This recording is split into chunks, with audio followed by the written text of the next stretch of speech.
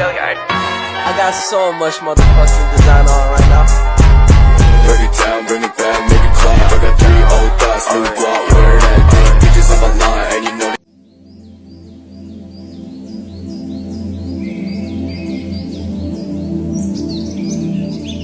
Assalamualaikum. Halo ibu-ibu. Halo Cem. Lama banget lihat. Aduh ya ampun kabar. Udah lama nih gak ketemu kita. Biasa. Aduh Cem, anak saya tuh liburan dari luar negeri. Biasa, anaknya pintar. Jadi dikasih dedinya ke luar negeri deh. Ini barusan pulang Cem. Maaf ya Cem, aku telat. Tadi malam. Halo Cem, apa kabar? Cucu deh sekarang. Cantik banget deh, tambah aja. Halo. Jadi gimana Cem? Kalian setuju kan? Setuju sih. Itu kan juga buat nabung. Boleh. Wah, kesempatan bagus nih kalau gue jadi admin, gue bisa bawa kabur tuh duit-duit. Gimana kalau aku jadi adminnya? Kan aku udah biasa gitu megang arisan kesana kesini. Boleh. Bisa. Oh iya, ini ya nomor rekening aku. Coba kalian tulis ini. Udah kan? Gimana kalau kita arisannya ada 30 juta? Wow. Gimana? 30 juta per bulan ya Cem? Iya, nanti kita per bulannya itu kita dapat 30 juta gitu. Oke Gimana? Cem, Ya saya udah, ya. sekarang transfernya berarti per bulannya kita bayar berapa ya?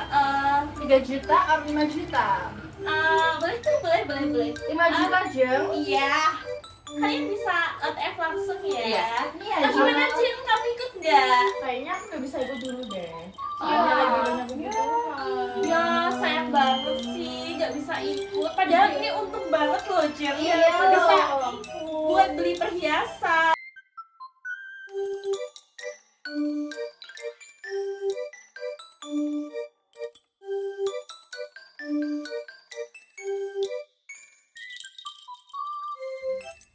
Aduh ini gimana ya Jeng Sinta? Kok nggak ada kabarnya yang arisan itu? Gimana ya? Jangan-jangan tertipu ya?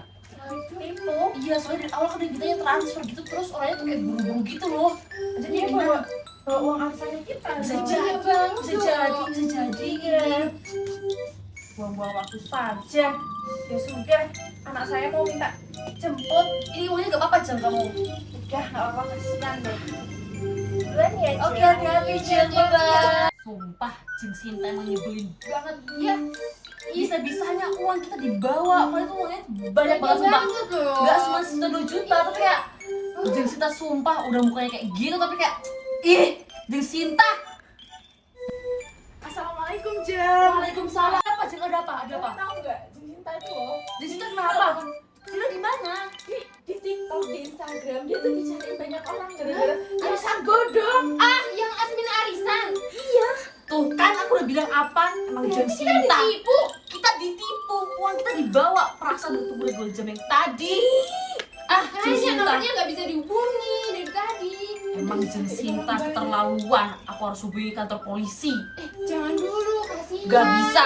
Ini uang kita, Jeng, uang kita. Kita nggak mau lapor Gak kemana bisa. dulu. Gak bisa. Langsung polisi. Harus. Tadi merupakan salah satu video termasuk tindakan korupsi yang sering di lingkungan kita, yaitu admin arisan bodong. Jadi teman-teman harus waspada untuk menghindari arisan-arisan bodong dan tindakan korupsi lainnya. Dadah!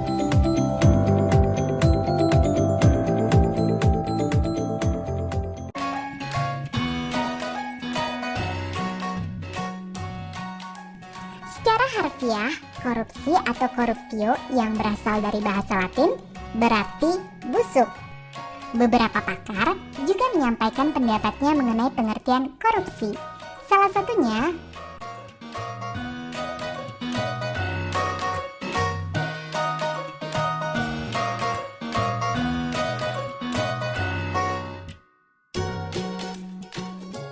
korupsi sudah sangat meresahkan. Maka banyak lembaga-lembaga anti korupsi didirikan. Salah satu dari lembaga ini juga mengemukakan pengertian korupsi, yaitu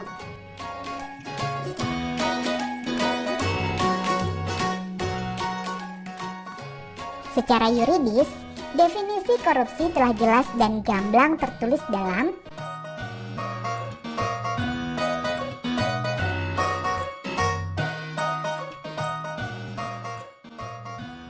Definisi tersebut kurang lebih memiliki inti arti, yaitu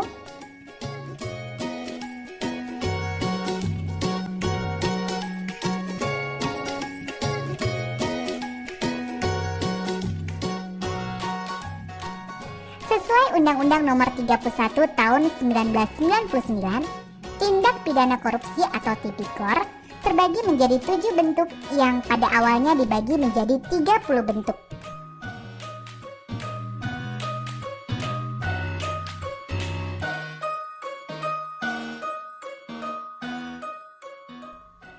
Pertama, merugikan keuangan negara. Penyalahgunaan wewenang jabatan atau tindakan yang melanggar kepentingan umum termasuk tindak korupsi karena merugikan keuangan negara. Misalnya, mobil dinas yang disediakan untuk keperluan pekerjaan pejabat negara justru digunakan untuk kepentingan pribadi dan keluarganya. Selanjutnya, suap menyuap. Kasus suap bisa dikatakan populer atau paling sering terjadi. Suap biasanya dilakukan sebagai upaya memuluskan kebutuhan si penyuap dengan memberi sejumlah uang. Contoh kasus suap yang hampir setiap hari kita temui di jalan adalah para pelanggar lalu lintas yang memberi sejumlah uang kepada polisi agar lolos dari hukuman. Ketiga, penggelapan dalam jabatan. Pelaku tindak korupsi ini adalah mereka yang memiliki jabatan tertentu dan melakukan tindakan penggelapan uang atau dokumen berharga lain yang menguntungkan dirinya. Contoh kecil yang mungkin pernah terjadi di sekitar kita adalah menggunakan kwitansi kosong agar nominal uang di dalamnya dapat direkayasa oleh si pelaku. Keempat, pemerasan. Pemerasan merupakan perbuatan pihak yang menyalahgunakan kekuasaannya untuk memaksa orang lain melakukan sesuatu yang menguntungkan dirinya. Contohnya, pungutan liar atau pungli yang dikenakan oleh aparat kepada masyarakat sebagai tarif pengurusan dokumen tertentu. Padahal, seharusnya pengurusan dokumen ini bebas biaya. Kelima, perbuatan curang. Segala bentuk kecurangan termasuk tindak korupsi. Sebagai contoh, pemborong proyek bangunan yang melibatkan kecurangan kontraktor, tukang, ataupun toko bahan bangunan. Keenam, benturan kepentingan dalam pengadaan atau yang dikenal dengan conflict of interest. Maksudnya adalah seorang pejabat yang dihadapkan pada peluang untuk menguntungkan dirinya sendiri, keluarga, ataupun kroni-kroninya. Misalnya, meskipun dilakukan tender dalam proyek, pegawai negeri ikut terlibat dalam proses dengan mengikut sertakan perusahaan miliknya. Terakhir adalah gratifikasi. Tindak pidana korupsi ini sangat dekat dengan masyarakat. Bahkan banyak yang tidak sadar bahwa secara tidak langsung mereka melakukan gratifikasi. Gratifikasi merupakan pemberian hadiah dalam bentuk apapun kepada pejabat publik dengan harapan adanya timbal balik dari si penerima. Hadiah yang diberikan bisa berbentuk tiket perjalanan gratis, paket liburan gratis, parsel hari raya, dan lain sebagainya. Anda dapat mencari contoh-contoh lain dari tindak pidana korupsi, agar Anda dapat lebih waspada akan tindak pidana korupsi yang mungkin terjadi di sekitar.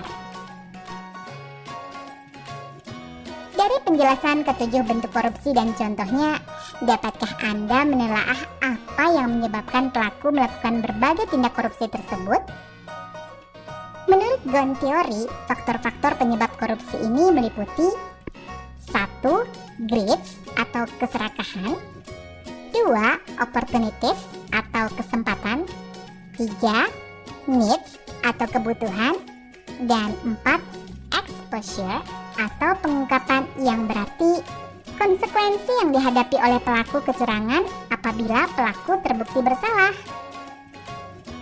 Pendapat lain menyebutkan bahwa korupsi dapat terjadi karena terpaksa, memaksa, dan dipaksa. Anda dapat mencari tahu lebih lanjut tentang ketiga penyebab korupsi tersebut untuk meyakinkan Anda bahwa motif pelaku dalam melakukan korupsi itu beragam. Setelah mempelajari modul ini, maka Anda akan lebih disiplin, jujur, dan bertanggung jawab dalam melakukan apapun sebagai upaya untuk menghindari